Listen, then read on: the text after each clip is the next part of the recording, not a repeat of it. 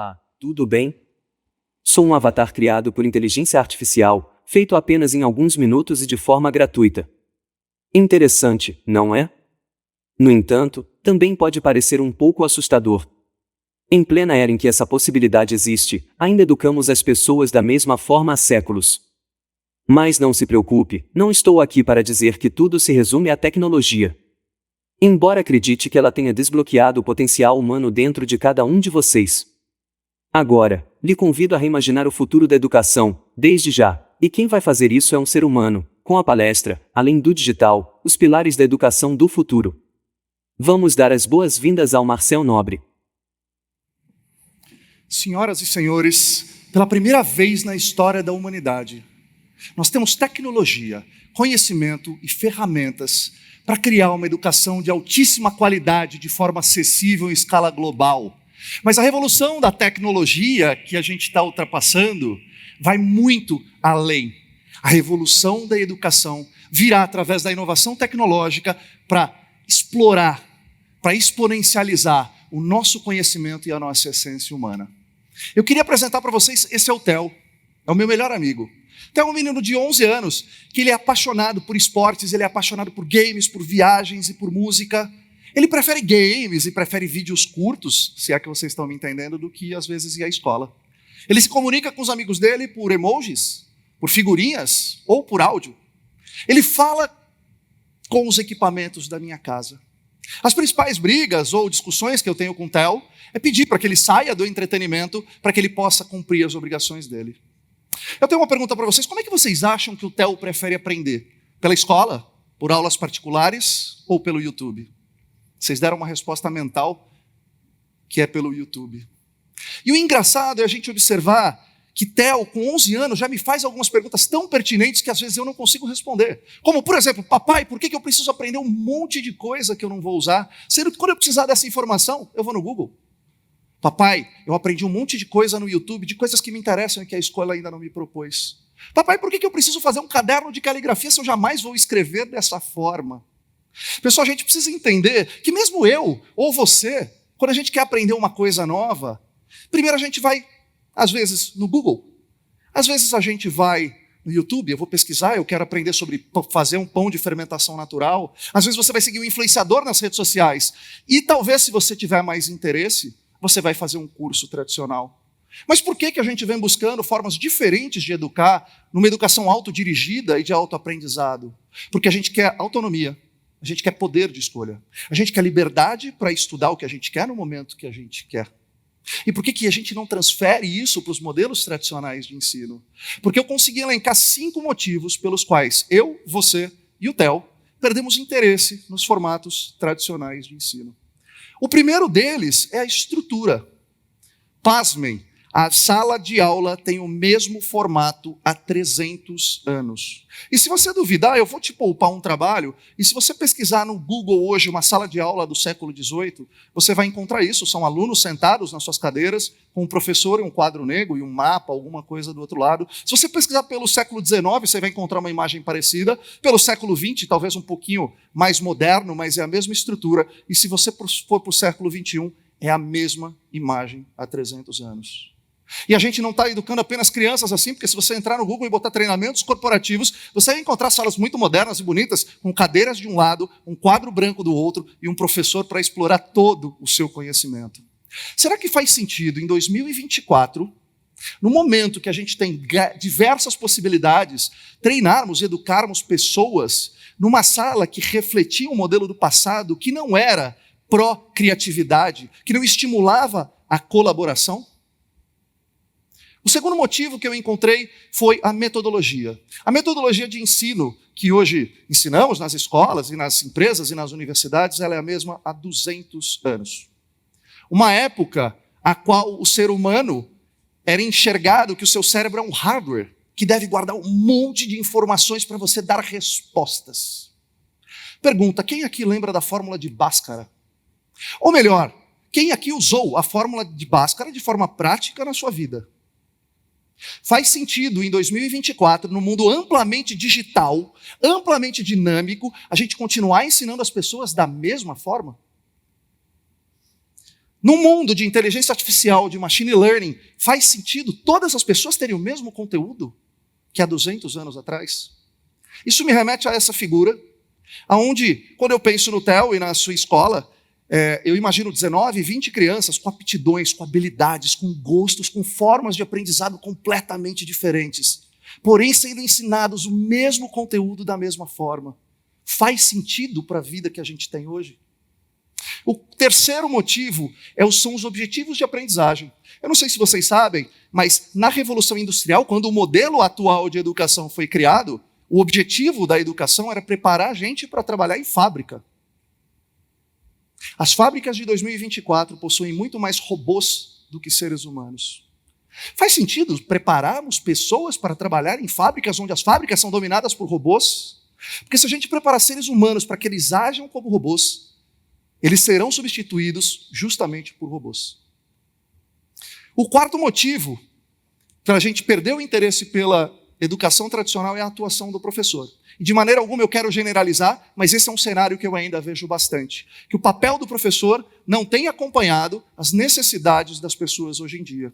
O professor, e ainda existem muitos assim, não são todos, ainda como um detentor do conhecimento, como o disciplinador que vai te ensinar a escrever dentro daquelas 10 linhas ou de desenhar dentro daquele quadrado, que expõe conteúdos para que os alunos tenham o protagonismo de absorver, impondo regras e punindo os erros, fazer a gestão de materiais didáticos e elaborando e avaliando provas.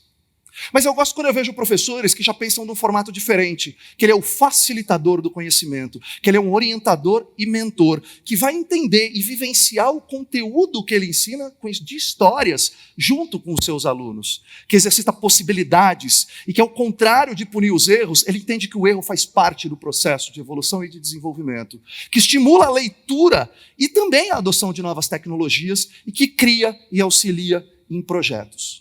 E por último, e não menos importante, eu gostaria de falar também sobre os formatos de aprendizagem. Será que faz sentido a gente continuar ensinando da mesma forma, no mesmo formato, de uma época em que a vida era muito mais tranquila, muito mais monótona do que hoje?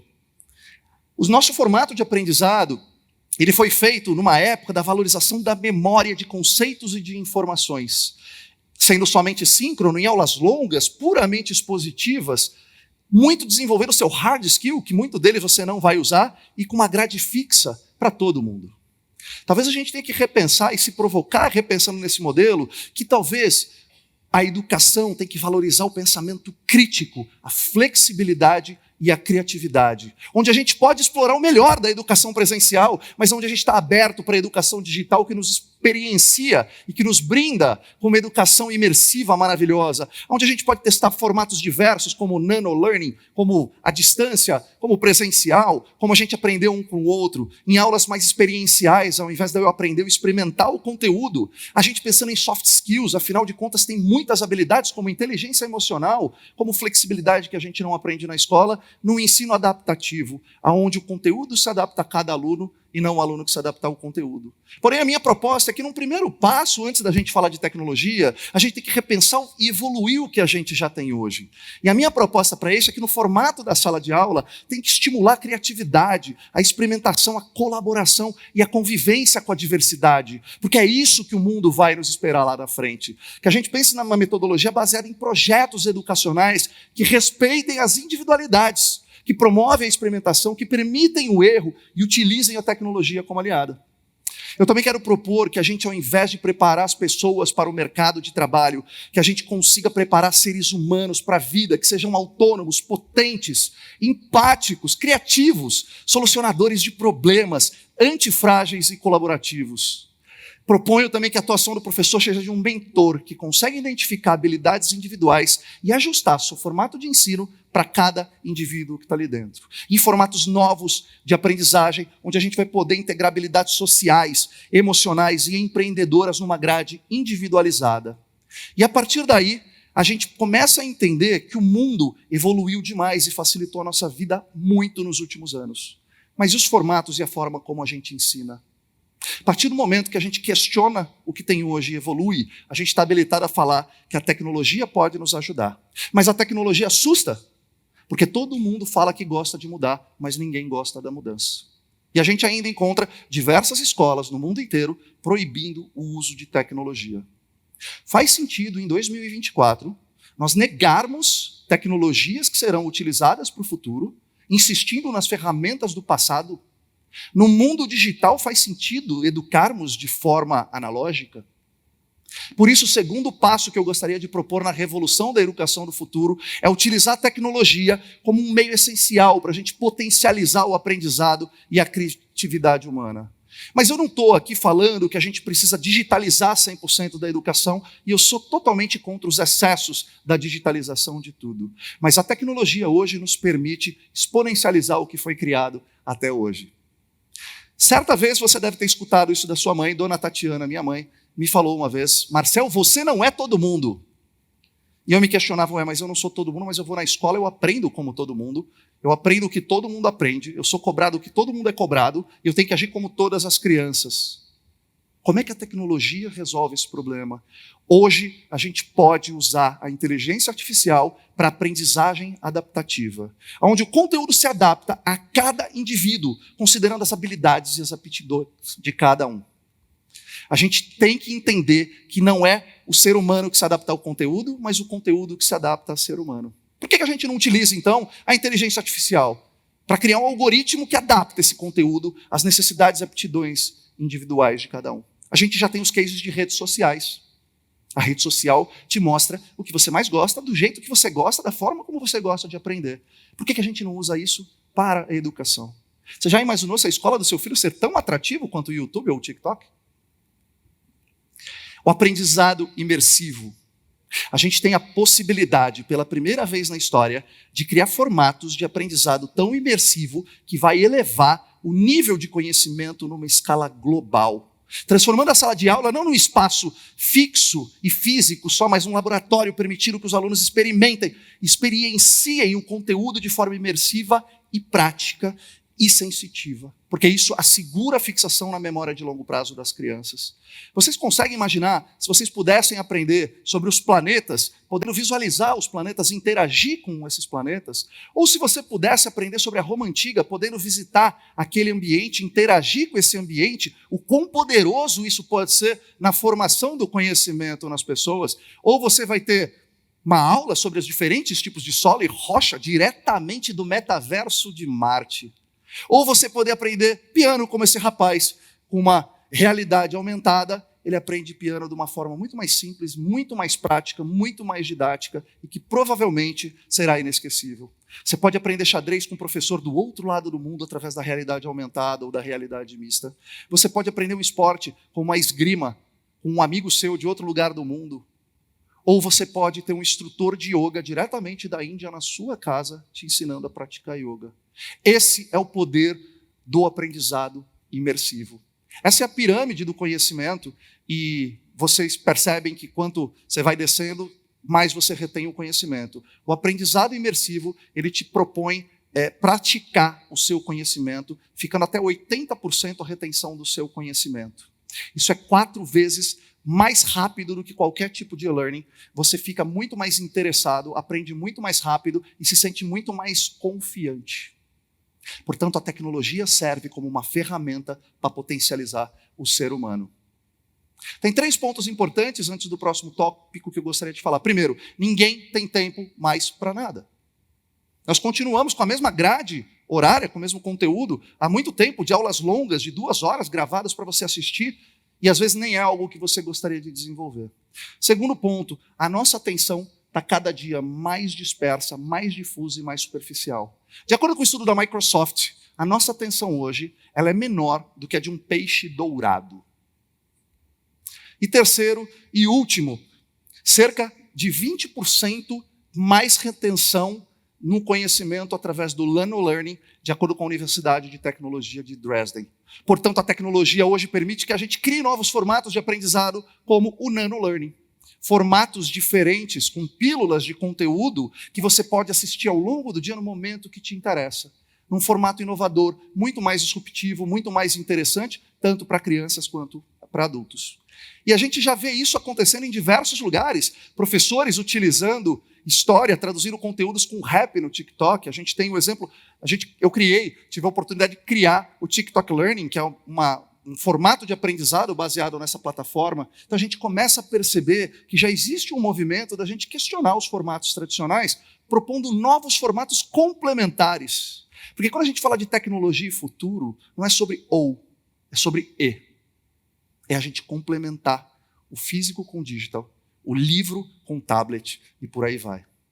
E a gamificação, por último e não menos importante, será fundamental, porque o ser humano aprende muito mais se divertindo e sendo recompensado por isso. Portanto, a gamificação e o Learn to Earn serão game changers na educação do futuro. É fundamental a gente entender que já existem empresas fazendo isso. Para vocês entenderem, a indústria de games já é 4 vezes maior do que a indústria de música e cinema somados. E eles já utilizam o User Experience há muitos anos. A gente precisa aprender a engajar as pessoas da mesma forma que essas plataformas ou que esses formatos, num processo de aprendizagem divertido, interessante e que recompensa. O Minecraft, que é um jogo que é sucesso entre as crianças, já tem uma edição para professores desenvolverem atividades educacionais gamificadas dentro da plataforma. A gente precisa aprender com o que está dando certo, com o que é engajador e motivante e trazer para a educação também. Mas a gente não pode esquecer de 4 pontos muito importantes quando a gente fala de educação, principalmente no Brasil. O primeiro ponto é que a gente não pode ignorar a enorme disparidade que existe entre escolas públicas e privadas no nosso país. Mas também é muito importante que cada professor, cada diretor, cada educador entenda que você pode sim fazer o seu melhor com as condições que você tem, até que você tenha condições melhores para fazer melhor ainda. Esse é um processo evolutivo que cada um tem que sair da onde está e dar o próximo passo. Um segundo ponto muito importante é que nem tudo é sobre tecnologia ou digitalização. Os livros didáticos, as massinhas, a relação, o trabalho colaborativo e presencial são fundamentais para a nossa formação cognitiva e para a nossa formação e para o nosso desenvolvimento. Em terceiro lugar, toda a tecnologia no início ela é exclusiva. Quem tinha celular há 20 anos atrás e uma conexão com a internet? Eram pouquíssimas pessoas. Atualmente, qualquer pessoa, existem mais celulares do que seres humanos no Brasil. Qualquer pessoa com um celular e uma conexão tem acesso a todas as informações que eu ou você temos no mundo. E o quarto ponto é que eu não tenho a pretensão, com esse talk aqui com vocês, de fornecer uma fórmula pronta para todos os problemas da educação. Mas a gente precisa começar a pensar de forma crítica e questionar, e entender que a gente precisa dar o próximo passo.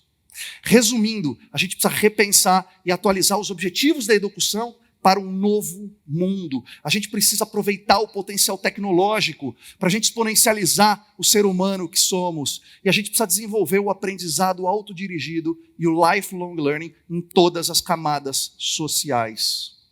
Porque eu tenho um grande objetivo, que é um dia ter que interromper uma conversa muito interessante do Theo com Sócrates sobre filosofia no metaverso da Grécia Antiga, para que ele possa jogar bola ou para que ele possa ir para a escola. Muito obrigado.